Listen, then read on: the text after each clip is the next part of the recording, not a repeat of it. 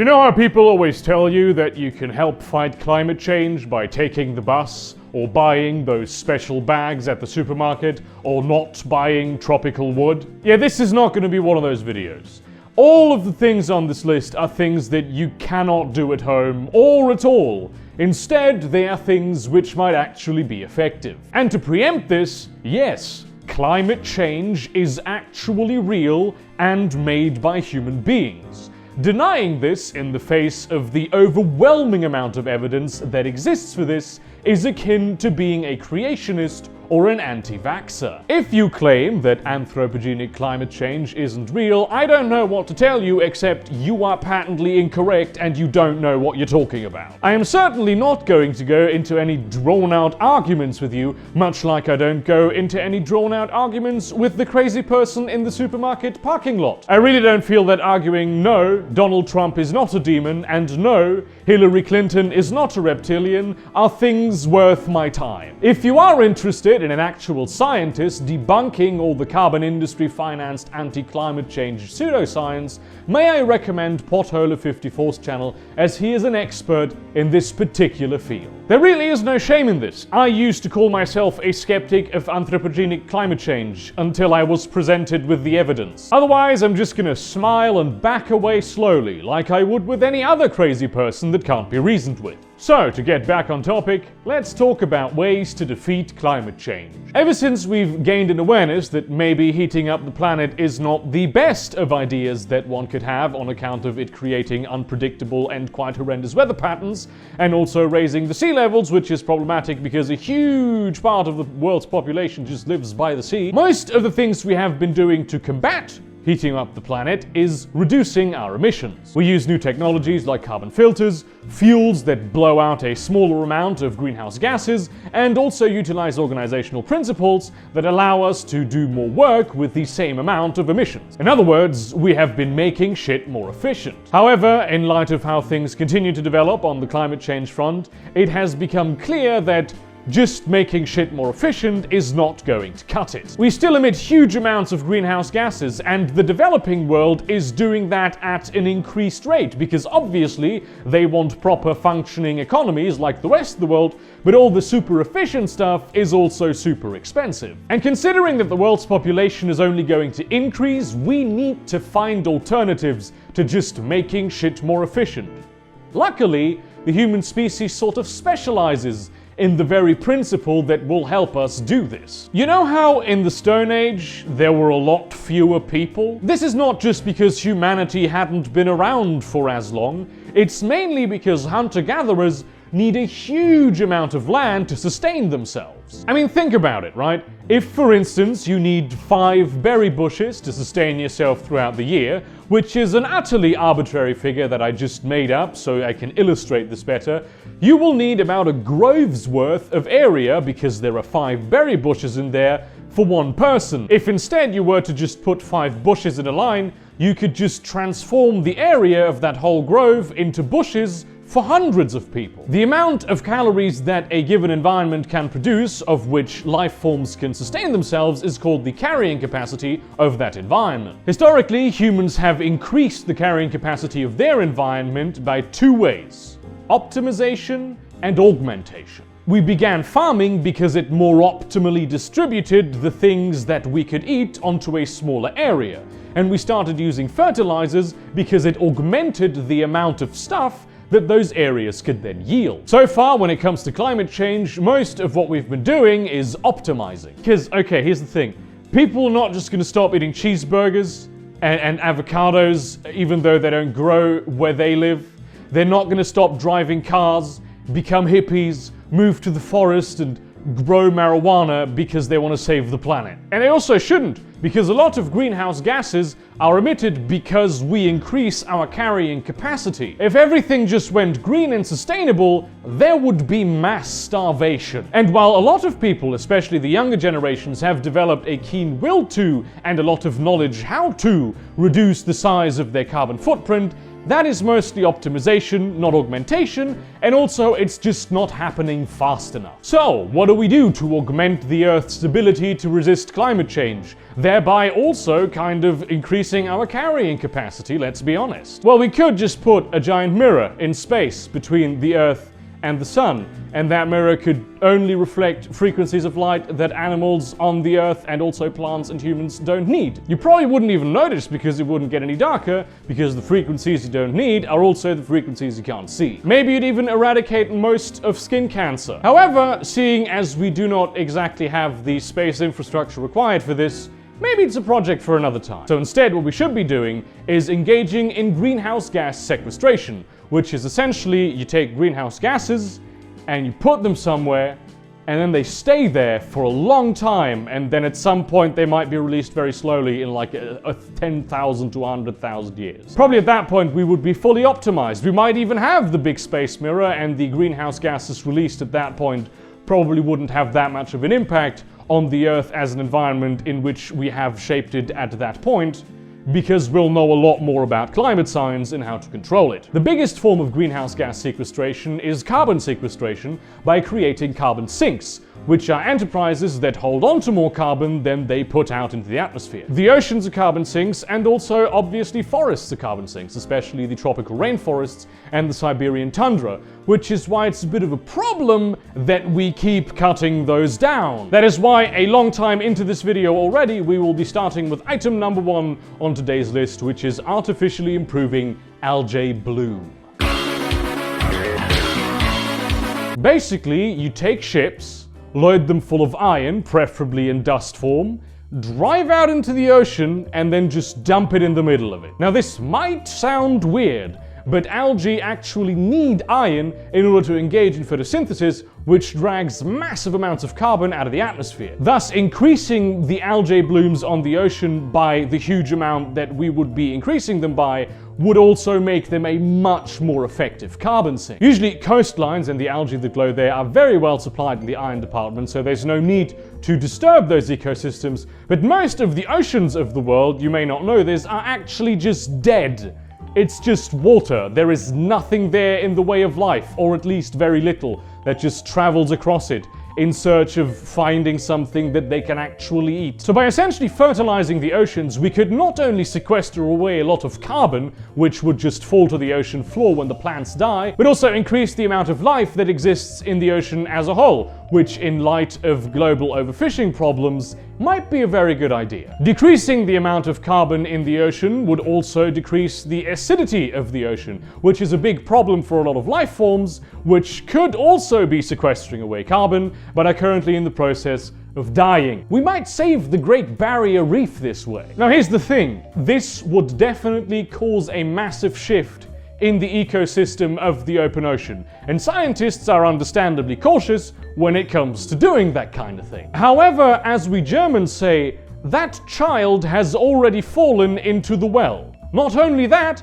it has come back as a zombie and it's been shot by the cast of The Walking Dead, then it's come back again as a ghost and destroyed by the cast of Supernatural. Climate change will already alter and probably destroy the vast majority of all ecosystems on the planet. We're not gonna get away with fighting it if we don't do climate and geoengineering, especially if it turns out that we will soon be faced with one of those runaway climate change scenarios, which are especially fucking terrifying and might turn this planet into Venus by the end of the century. There is little in the way of evidence to suggest that this would have a significant impact on marine coastal ecosystems, which by the way are being ravaged by invasive species anyway. And also probably the effect on benthic species is not going to be nearly as big as a lot of people would like to suggest. Supermassive algae blooms is something that has happened occasionally over the course of Earth's history. This is not the time to be cautious. The people who are putting greenhouse gases in the atmosphere, which is pretty much everyone at this point, are also not being cautious. I'm not saying just throw any stupid idea at the problem, potentially making it worse because he didn't think about any of the ramifications, but I am saying that we have to act. And we will be breaking a few eggs to make this Earth-sized omelette. Number 2 of the items on this list is literally setting things on fire. Well, that is a bit of an oversimplification, but it is in essence true, as I am talking about biochar. You know, all the biological waste you produce with peach pits and like lemon shavings and also the green stuff from the watermelon, or when you just throw away food that's actually fine because it's past its due date. Right now, we just put those in huge containers and then let them do their thing.